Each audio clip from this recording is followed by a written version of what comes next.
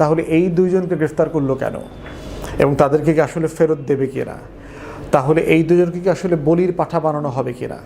এই দুজনকে দিয়ে এমন কোনো নাটক মানে মানে তৈরি করবার চেষ্টা করা হবে কিনা যেটাকে দিয়ে বাংলাদেশের জুলাইয়ের পক্ষ শক্তি অন্তর্বর্তীকালীন সরকারকে ডিফেম করা হবে।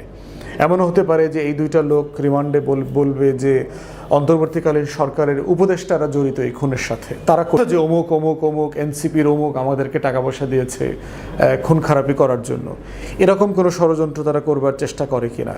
তাহলে সব মিলিয়ে ভারতের এইখানে অনেকে বলছে যে ভারত এটা একটা গুডউইল জেস্চার, তারা বাংলাদেশের সাথে সম্পর্ক স্বাভাবিক করতে চায়, তারা হাদি হত্যার বিচারে আমাদেরকে সহযোগিতা করছে, কিন্তু এই সহযোগিতাটাকে কোনোভাবেই সরলভাবে দেখবার আমাদের কোনো সুযোগ নাই।